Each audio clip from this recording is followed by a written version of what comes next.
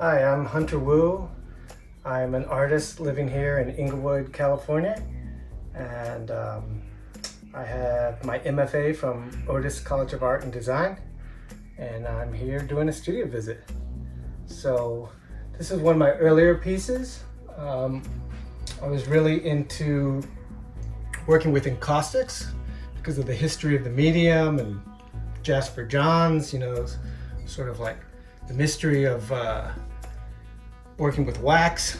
But I actually haven't used encaustics in a while, but this was a very important earlier process for me. And then I sort of moved out took away the encaustics and started working with some spray paint.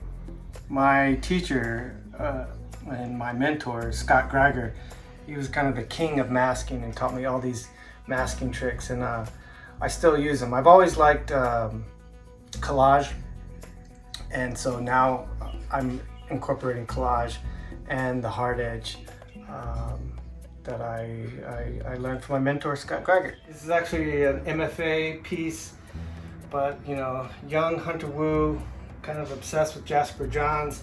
All of the stripes are Chinese newspaper collage, kind of adopting some of the hard edge pop that I would later get into. But yeah, this was a really fun one. Prior to going to art school, I was coming out of the Peace Corps, and I saw the complete idle devotion to the party and to consumerism with the KFCs in China. So I was like, first piece I do in art school, it's going to be the two chairmans, the two colonels, and this was it.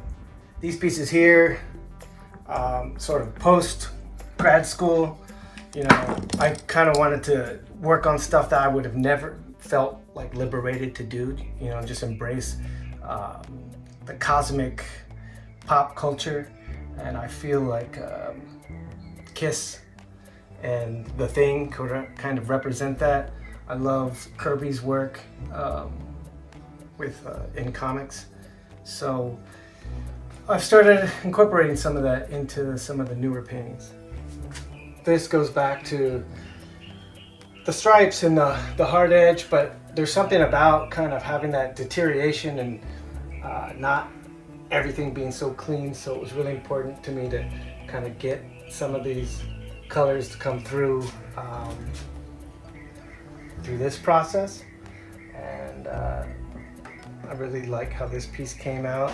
And then this is there's probably a 10-year difference in this piece, but I don't know, this is probably a more mature take on the same thing, but you still have kind of the signs of the drip and a lot of layering, and it looks like collage of paint almost. These do take quite some time. I would even say some of these may have even taken a year because of building up this process, building up layers after layers, and then kind of recently started trying to sand back down some of the layers, which is obviously very famous now from Mark Bradford, but I love Mark Bradford's work, and so that's what we're seeing here in some of these newer pieces.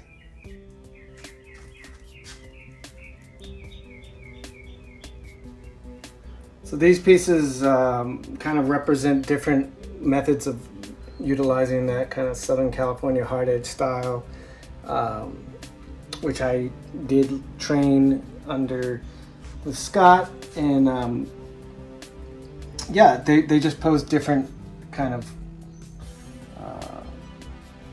issues for me, like how can you do a circular hard edge, and how can you do stripes, and how can you do geometrics. And I mean, this painting kind of looks like some, I don't know, Russian, formalist type of piece from like the 1930s, but it was one of the initial pieces I did when I set up my home studio, kind of as a test. I've always kind of embraced the hard edge, which kind of lends itself to the stripe, and I started experimenting with some spray paint materials, sort of post grad school. And then, of course, I went to, the incredible Tim Bavington's work and sort of was like, whoa, look at, I mean, not that one person owns stripes, but his stripe work is incredible. So I then started adding some collage elements, and I love working with found materials. I mean, this stuff is incredible because you kind of have to be like a street ninja. I would go out at night and rip this stuff down from billboards, and then work it into some of the newer stripe pieces. So that is a lot of fun. Here you can see the billboard signs are in here, collaged in, sanded down, hard edge. I like the textures in this one. I really enjoy this one here. This is again another play on working with the found street billboards, and I just was experimenting with different paint applications. Essentially, I hadn't done a lot of pours, and I really liked some of the results in the pour here, some of the pours in here, and in that piece. This is one of my latest. Again, this piece probably took several months to come to fruition, after layer, and kind of thinking about what I wanted and how I ultimately wanted to come out. I decided to do these shapes and these kind of reveals. I love the play on the negative space and the space in between the kind of sanded down parts. So I kind of went through an iconography period where I was like really getting into the occult and just strong imagery, and this piece just kind of came out and spoke to me, and was like, I was trying to come up with something that looked like some type of religious imagery. And then the wasted words, I believe that's a Dave Hickey title of one of his books or essays, and I really liked how it presented as a painting. Thought that was really cool. Here's another collage piece, kind of playing with the reveals in the positive and negative spaces. I really liked how this one came through with where the spray paint got cracked.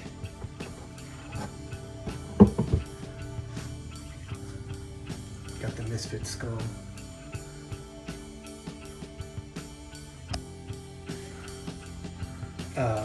Kenneth Anger is a big inspiration, so this is sort of an homage to him and his famous chest test. This piece actually was one of my first pieces done in my home studio, sort of post-grad school, just experimenting with process. I mean, a large part of my work is process painting and seeing what happens when you do certain things. But I really was inspired because when I was in school, I got to study with Dave Hickey for a few semesters. And Dave really gave me the inspiration to kind of embrace beauty and embrace, painting in general. And it was good to have that kind of voice to say, like, if you're gonna make a painting, make a fucking good painting. This piece has been in my studio for a bit. It's kind of the ultimate process painting. It's got drips, but it also has this technique that I actually learned from another student in art school, where he would take these paint splatters and put them on the ground and dry them out and then apply with glue. And I always loved that technique, and I never really got to play with it. And so once I was working in my own studio, I started messing with this and reapplying these these paint patches basically. And then I kind of did the patented hard edge abstract cover-ups, and I like the result. And lastly, you can see here my very illustrative Dolly Parton piece. No, I'm kidding. Of course, this isn't my work, but this is the wonderful work of Jason Kincaid, a talented illustrator, and she's the patron saint of my art studio, so she has to be out here.